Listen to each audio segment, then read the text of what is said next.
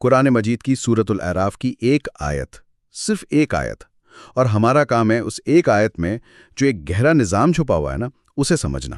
یہ تو بہت دلچسپ ہے۔ یہ آیت اصل میں ایک الہامی فارمولا بیان کرتی ہے کہ جب بھی تاریخ میں کسی قوم کے پاس نبی کا پیغام آیا تو اس کے بعد کیا ہوا، مطلب ایک پیٹرن ہے جو بار بار دہرایا گیا۔ ایک پیٹرن، بالکل۔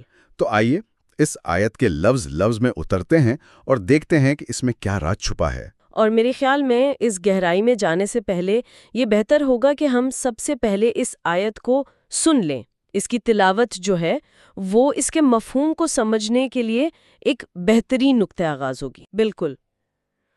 اعوذ باللہ من الشیطان الرجیم، بسم اللہ الرحمن الرحیم۔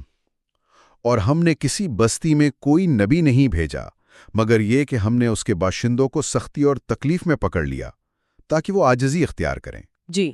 اس آیت کا جو پہلا حصہ ہے وما ارسلنا فی قریۃ من نبی، یعنی اور ہم نے کسی بستی میں کوئی نبی نہیں بھیجا، یہ اپنے اندر ایک بڑی قطعیت رکھتا ہے۔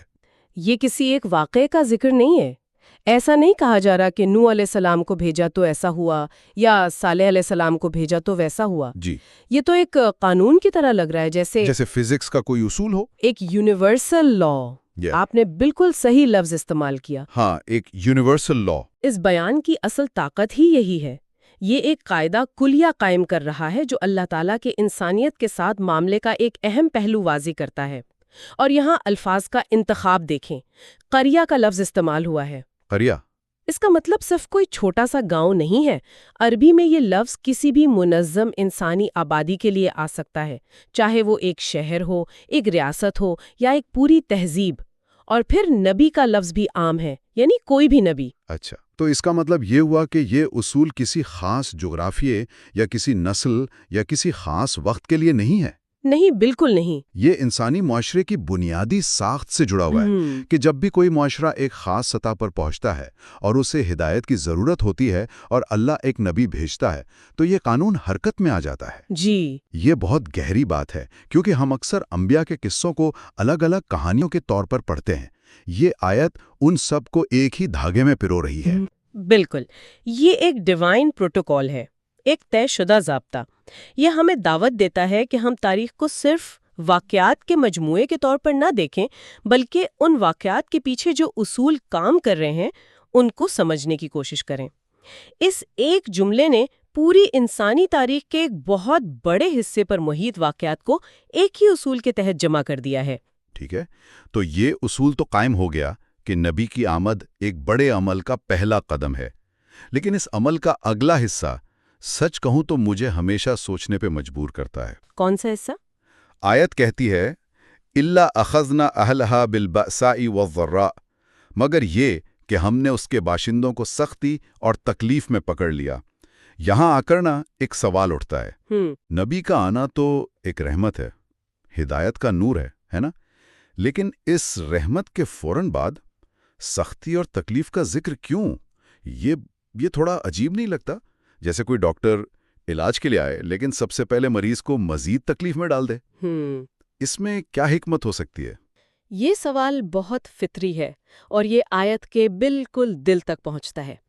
بظاہر یہ ایک تضاد لگتا ہے، لیکن اگر ہم گہرائی میں جائیں تو یہ تضاد حکمت میں بدل جاتا ہے، اور اس حکمت کو سمجھنے کے لیے ان دو الفاظ کا تجزیہ ضروری ہے جو یہاں استعمال ہوئے ہیں، البأسا اور الضراء۔ اچھا، یہ محض مشکل یا تکلیف کے مترادف نہیں ہے، ان کے اپنے خاص معنی ہیں۔ تو ان میں کیا فرق ہے؟ البأسا کا تعلق عموماً بیرونی، اجتماعی اور مادی مشکلات سے ہوتا ہے، ایسی چیزیں جو پورے معاشرے پر اثر ڈالتی ہیں، جیسے مثلاً غربت، قحط، جنگیں، معاشی بحران، وسائل کی شدید کمی۔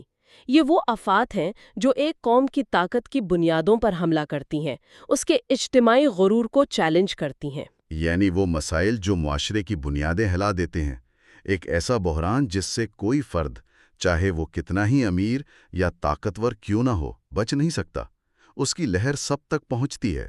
بالکل۔ اور پھر دوسرا لفظ ہے الذرہ۔ اس کا دائرہ کار بالکل مختلف ہے۔ اچھا، اس کا تعلق اندرونی، ذاتی اور انفرادی تکالیف سے ہے۔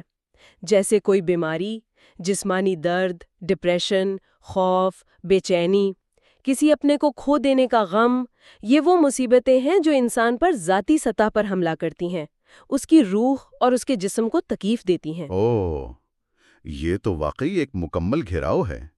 یعنی ایک طرف سے اجتماعی طور پر معاشرے پر دباؤ ڈالا جا رہا ہے البسا، جی، اور دوسری طرف سے ہر فرد کو ذاتی سطح پر تکلیف دی جا رہی ہے الذرہ۔ یہ تو ایک ایسی صورتحال ہے جہاں سے فرار کا کوئی راستہ ہی نہیں۔ بالکل۔ اگر کوئی شخص معاشی بحران سے کسی طرح بچ بھی جائے تو شاید کوئی بیماری اسے آ پکڑے۔ یہ تو ایک مکمل چیک میٹ والی صورتحال لگتی ہے۔ آپ نے بہت خوبصورت تشبیہ استعمال کی ہے۔ یہ واقعی ایک مکمل حکمت عملی ہے۔ اس کا مقصد ہی یہی ہے کہ انسان کو ہر طرف سے یہ احساس دلایا جائے کہ وہ کمزور اور محتاج ہے۔ معاشرے کا غرور اس کی معیشت سے ٹوٹتا ہے اور فرد کا غرور اس کی صحت چھن جانے سے ٹوٹتا ہے۔ اور یہاں ایک اور لفظ پر غور کریں، اخذنا، جی اخذنا۔ اس کا ترجمہ ہے ہم نے پکڑ لیا۔ یہ نہیں کہا کہ ان پر مشکلات آ گئیں۔ اخذنا میں ایک فعال عمل کا مفہوم ہے، یعنی یہ سب کچھ اتفاقاً نہیں ہو رہا۔ بالکل، یہ بے ترتیب قدرتی آفات نہیں ہے، بلکہ یہ ایک سوچا سمجھا دانستہ عمل ہے جو ایک بالاتر طاقت کی طرف سے کیا جا رہا ہے۔ یہ نقطہ تو پورے منظرنامے کو ہی بدل دیتا ہے۔ اس کا مطلب ہے کہ یہ مشکلات بے معنی نہیں ہیں، ان کے پیچھے ایک ارادہ ہے، ایک مقصد ہے۔ یہ کیوس نہیں بلکہ ایک منظم عمل ہے۔ بالکل۔ تو پھر سوال یہ پیدا ہوتا ہے کہ اس شدید، ہر طرف سے گھیرنے والے اور دانستہ عمل کا مقصد کیا ہے؟ اگر یہ محض سزا ہوتی تو شاید الفاظ کچھ اور ہوتے۔ یہ ہمیں آیت کے آخری اور میرے خیال میں سب سے اہم حصے کی طرف لے جاتا ہے، لعلہم یضرعون، تاکہ وہ عاجزی اختیار کریں۔ جی، یہی اس پورے عمل کی روح ہے، اور یہاں بھی ترجمہ اس لفظ کی پوری گہرائی کا احاطہ نہیں کر پاتا۔ لفظ ہے یضرعون، جو تضرع سے نکلا ہے۔ تضرع۔ تضرع کا مطلب صرف جھک جانا یا عاجزی کرنا نہیں ہے، یہ ایک بہت شدید کیفیت ہے۔ اس میں گڑ گڑانے کا مفہوم ہے، اپنی پوری بے بسی، لاچاری اور کمزوری کا اعتراف کرتے ہوئے، اپنے سارے ماسک اتار کر، اپنے تکبر کو کچل کر، پوری سچائی اور خلوص کے ساتھ اللہ کی طرف رجوع کرنا۔ اوہ، یہ وہ کیفیت ہے جب انسان کے پاس کوئی اور سہارا، کوئی اور امید باقی نہیں رہتی، اور وہ جان لیتا ہے کہ اب صرف ایک ہی ذات ہے جو اسے بچا سکتی ہے۔ گویا یہ تکالیف ایک طرح کا اسپرچول شاک ٹریٹمنٹ ہے۔ بہت خوب، جی۔ جب انسان خوشحالی، طاقت اور صحت کے نشے میں ہوتا ہے تو وہ ایک غفلت کی نیند سو رہا ہوتا ہے۔ وہ سمجھتا ہے کہ سب کچھ اس کے کنٹرول میں ہے۔ جی بالکل۔ البسا اور الذرا کا مقصد اس نیند سے جھنجھوڑ کر جگانا ہے، اسے یہ یاد دلانا ہے کہ وہ کتنا کمزور اور فانی ہے۔ یہ وہ لمحہ ہے جب انسان کی ساری ذہانت، ساری دولت، سب کچھ دھرا کا دھرا رہ جاتا ہے اور اسے اپنی حقیقت کا ادراک ہوتا ہے۔ بالکل درست۔ انسانی نفسیات کا یہ ایک بنیادی اصول ہے جسے قرآن یہاں بیان کر رہا ہے۔ خوشحالی اور آسانی ایک طرح کا اینستھیزیا ہے۔ یہ ہمیں اپنی حقیقت، اپنی کمزوری، اپنی موت سے بے حس کر دیتی ہے۔ صحیح۔ ہم اپنی کامیابیوں کو اپنی قابلیت کا نتیجہ سمجھنے لگتے ہیں، لیکن جب مشکلات آتی ہیں، جب البسا اور عذرا کا شکنجہ تنگ ہوتا ہے، تو یہ اینستھیزیا کا اثر ختم ہو جاتا ہے۔ درد ہمیں حقیقت سے روشناس کراتا ہے، اور اسی درد کی حالت میں انسان کا دل نرم ہوتا ہے، اس کا تکبر پگھلتا ہے اور وہ غور و فکر پر مجبور ہوتا ہے۔ اور شاید یہی وہ حالت ہے جب وہ نبی کے پیغام کو سننے کے لیے اصل میں تیار ہوتا ہے۔ بالکل۔ جب تک برتن بھرا ہوا ہو، اس میں کچھ اور نہیں ڈالا جا سکتا۔ جب تک انسان کا دماغ اور دل اپنی طاقت کے غرور سے بھرا ہو، اس میں ہدایت کا نور داخل نہیں ہو سکتا۔ ان مشکلات کا مقصد اس برتن کو خالی کرنا ہے تاکہ اسے بھرا جا سکے۔ کیا خوبصورت نکتہ ہے۔ بالکل یہی بات ہے۔ یہ ایک تربیتی عمل ہے، یہ سزا نہیں، اصلاح ہے۔ جیسے ایک سرجن جسم سے ٹیومر نکالنے کے لیے تکلیف دہ آپریشن کرتا ہے، اسی طرح یہ تکالیف روح سے تکبر اور غفلت کے ٹیومر کو نکالنے کا ایک الہامی ذریعہ ہے۔ جب انسان تضرع کی اس کیفیت میں پہنچتا ہے تو اس کا دل ہدایت قبول کرنے کے لیے تیار ہو جاتا ہے، اس کا دل ایک زرخیز زمین کی طرح نرم ہو جاتا ہے جس میں ایمان کا بیج پھوٹ سکتا ہے۔ اس سے پہلے وہ ایک بنجر اور پتھریلی زمین کی طرح ہوتا ہے۔ تو اگر ہم اب پوری آیت کو ایک ساتھ جوڑ کر دیکھیں تو ایک مکمل تصویر بنتی ہے، ایک الہامی طریقہ کار جس کے 3 مراحل ہیں۔ جی، ہدایت اور رحمت کا پیغام ایک نبی کے ذریعے بھیجا جاتا ہے۔ دوسرا مرحلہ، اس قوم کو اجتماعی اور انفرادی ہر پہلو سے مشکلات میں ڈالا جاتا ہے تاکہ ان کی غفلت اور تکبر کا پردہ چاک ہو۔ اور پھر تیسرا اور حتمی مقصد، ان کے اندر تضرعے کی کیفیت پیدا کرنا، یعنی ایسی خالص، سچی اور گڑ گڑانے والی عاجزی جہاں وہ ہدایت قبول کرنے کے لیے تیار ہوں۔ بالکل، یہ آیت ہمیں زندگی میں آنے والی مشکلات کو دیکھنے کا ایک بالکل نیا زاویہ دیتی ہے۔ عام طور پر ہم مصیبتوں کو ایک منفی چیز سمجھتے ہیں، سزا، عذاب یا محض بری قسمت۔ جی ہاں، بالکل۔ لیکن قرآن بتا رہا ہے کہ یہ تکالیف اگر صحیح نظریے سے دیکھی جائیں تو روحانی بیداری اور اصلاح کا سب سے مؤثر ذریعہ ہو سکتی ہیں۔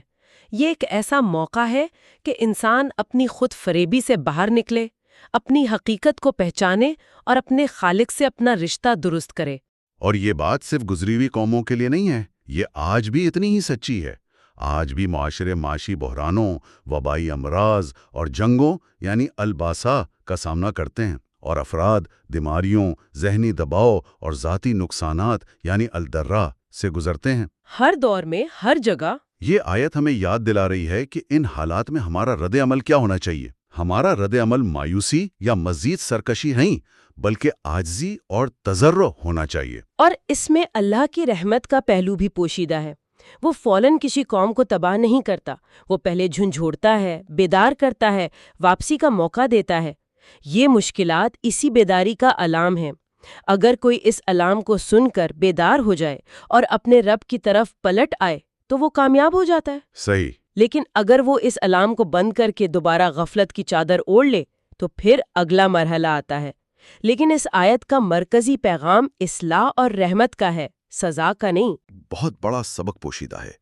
اس نے مشکلات کو دیکھنے کا میرا نظریہ کافی حد تک بدل دیا ہے۔ یہ بے معنی نہیں ہے، ان کا ایک مقصد ہے۔ یقیناً، اور وہ مقصد تباہی نہیں بلکہ تعمیر ہے، انسان کے باطن کی تعمیر۔ اس گہری گفتگو کے اختتام پر ہم سامعین کے لیے سوچنے کے لیے ایک سوال چھوڑنا چاہیں گے۔ ضرور۔ یہ تصور کہ مشکلات اور آزمائشیں سزا نہیں بلکہ روحانی بیداری کا ایک سوچا سمجھا ذریعہ ہو سکتی ہیں، یہ تصور تاریخی اور موجودہ دور میں معاشروں کو درپیش چیلنجز، چاہے وہ معاشی بحران ہوں، وبائی امراض ہوں یا سماجی انتشار، کے بارے میں ہمارے اجتماعی اور انفرادی نقطہ نظر کو کس طرح تبدیل کر سکتا ہے۔